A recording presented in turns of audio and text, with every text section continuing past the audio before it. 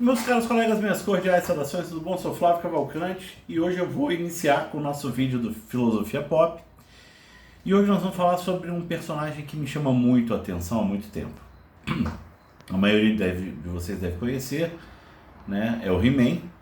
O He-Man faz parte da minha cultura, da minha formação como cristão judaico. E eu gosto sempre de lembrar que He-Man é um desenho de formação judaica. E vocês vão entender por quê. Lembra que a nave da mãe do He-Man cai no planeta Eternia e ela é uma humana que casa com o rei do Eterno e tem um filho? Lembra a história de José e Maria? Pois é, dela nasce Adão. E Jesus é visto, né, em várias religiões como mais um dos Adão que Deus mandou para a Terra. Então o nome não é por acaso, tá? Ele tem um gato, que é o gato guerreiro. Na verdade, na mão dele, o povo é pacato. Na mão de Adão, o povo é pacato. Mas quando ele empunha a espada e fala pelos poderes de Grayskull, lembrando sempre que Grayskull é o nome dos cemitérios mais importantes do judaísmo, é onde os crânios cinzas são depositados.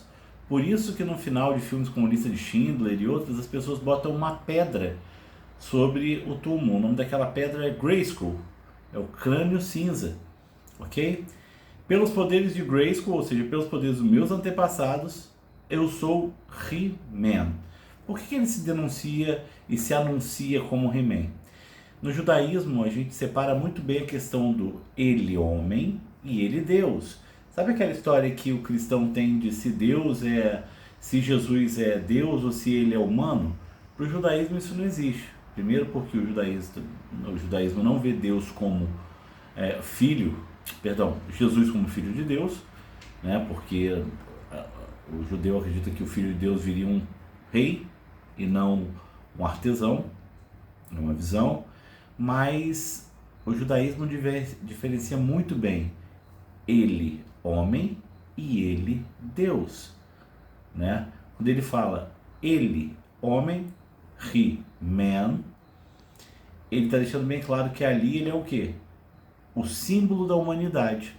Ele é o humano que foi escolhido pelos poderes dos seus antepassados, né? Adão, Tubal-Caim, assim sucessivamente, para ser o vencedor, o protetor do povo oprimido.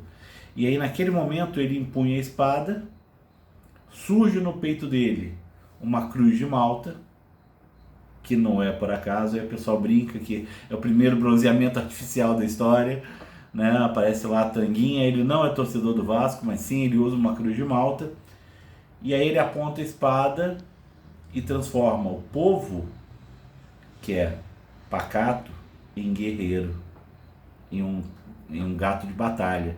Ou seja, ele vem para tornar o povo livre e capaz de lutar. Algo que foi muito visto, né? Desde o início das histórias, desde Moisés até passando Salomão, né?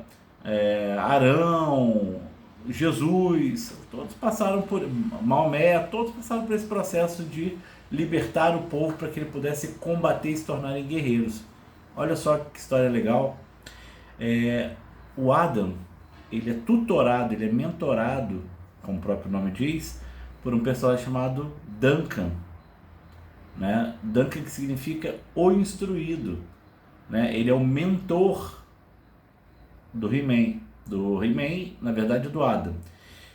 E na verdade isso é uma história muito interessante, né? Porque quem ensinou quem ensinou Moshe, né, Moisés, a ler se chamava Duncan.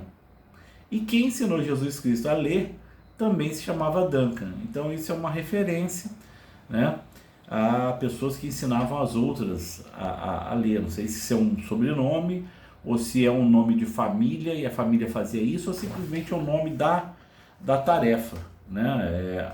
Que não é mais fulano colhedor de amora, o nome se tornou da família, né? Machado, do nome da família. Beleza. Tá estranho? Vai ficar um pouquinho mais. Cara, já parou para pensar que ele luta contra todos os inimigos do judaísmo? Primeiro, ele luta contra o mandíbula, que é uma coisa que o judaísta sempre lutou contra, que é a questão do maquinário. O maquinário substituiu o trabalho humano. Outra coisa que ele luta contra a maligna, que é uma feiticeira. Um dos maiores problemas que o judaísmo sempre enfrentou foi lutar contra a superstição exacerbada. Lembra? Não serão mais deuses, será um Deus. Sabe? Não tem santo, tem um Deus e acabou.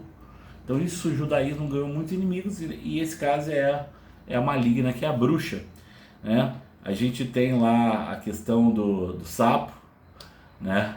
Que mostra toda a relação que o judeu tem com comer coisas que vêm de lago, esse tipo de coisa, né? A gente tem lá, dentre os inimigos, né, do He-Man, a gente tem o Ciclope, né, que é um inimigo grego, né, mas foi colocado ali. Mas acima de tudo, a gente tem o esqueleto. E o esqueleto, ele é a morte, ele é a figura da morte. A figura da morte fica na montanha da serpente, né? E eu sempre me pergunto, quem foi o humano que venceu a morte? Alguns humanos venceram a morte, né?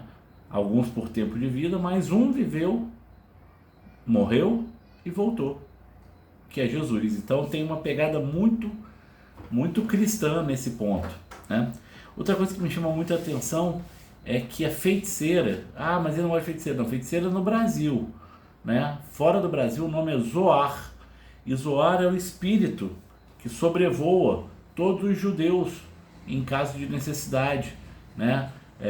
Reza a lenda que durante toda a peregrinação de Moshe, ele via uma águia sobrevoando ele, né? Que era o espírito de Zoar, que também aconteceu com Jesus enquanto ele esteve peregrinando no deserto e jejuando.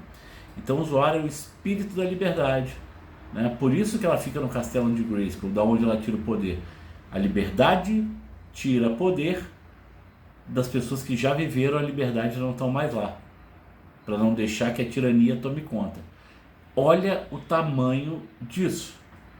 Olha o tamanho dessa história, né? Olha o tamanho de como é que isso funciona. O He-Man luta contra a fera, né? O inimigo do He-Man é o fera. Por quê? Porque o judeu luta com isso o tempo inteiro. Na Torá está escrito, Deus fala, não tome decisões com o coração, pois eles são muito próximos da bestialidade, tome com a razão. Então é a luta do He-Man contra a bestialidade. E isso é He-Man. Então vale muito a pena vocês darem uma olhada com esse outro olhar, né? E a gente vai estar aqui no Filosofia Pop trazendo sempre para vocês algo que passa batido, mas que é importante e foi muito importante na sua formação. Espero que vocês tenham gostado. Dá aqui teu like, teu clique, escreve sobre o que você gostaria de aprender. Se você discorda, o que passou batido aqui na do He-Man, estamos aqui para ajudar. Lembra, cultura gera poder. Que o sucesso seja sobre vocês hoje e sempre. Eu sou Flávio Cavalcante e esse é o seu Filosofia Pop.